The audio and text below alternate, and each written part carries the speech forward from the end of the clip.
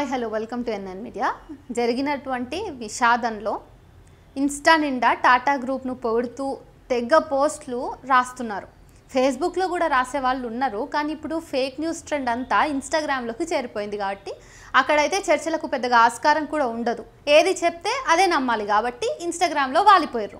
నిన్న జరిగిన ప్రమాదంలో విమానం ఎయిర్ ఇండియాదని, ఆ విమానయాన సంస్థ టాటా వాళ్ళదే అని కూడా తెలియని వారంతా కూడా ఈరోజు టాటా సంస్థ ఏదో ఉదారంగానే దానం చేస్తుందని, ప్రతి మృతునికి ₹1,00,00,000 ఇస్తుందని ఊదరగొడుతున్నారు.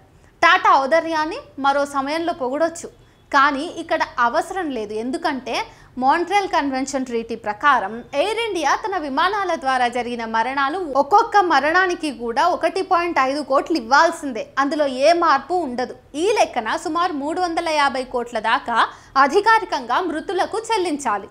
ఇది వారి ఔదార్యం కాదు, తప్పనిసరి నిబంధన. ఇప్పుడు జరిగిన ఘటన నుంచి బీమా ఎలా పొందాలో కూడా టాటా సంస్థకు బాగానే తెలుసు. ప్రమాదంలో దెబ్బతిన్న విమానానికి గాను సుమారు 680 కోట్ల నుంచి 980 కోట్ల రూపాయల దాకా వచ్చే అవకాశం ఉందని నిపుణులు అంచనా వేస్తున్నారు. ప్రాథమికంగా టాటా సంస్థ ఎన్నో మేలు పనులు చేసింది, ఎవరమూ కాదనం. కానీ ఇప్పుడు ఇస్తున్న సొమ్ము మృతుల కుటుంబాలకు హక్కుగా రావాల్సింది. అది తెలుసుకోవటం మనందరికీ అవసరమైనటువంటి విషయం.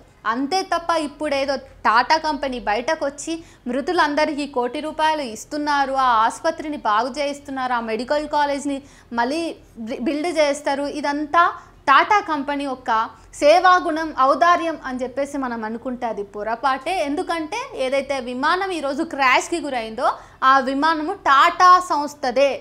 ఆ విమానానికి సంబంధించిన కంపెనీకి టాటా మాతృ సంస్థ అవుతుంది అనేటటువంటి కనీస అవగాహనను మనం అందరం కూడా కలిగి ఉండాలి.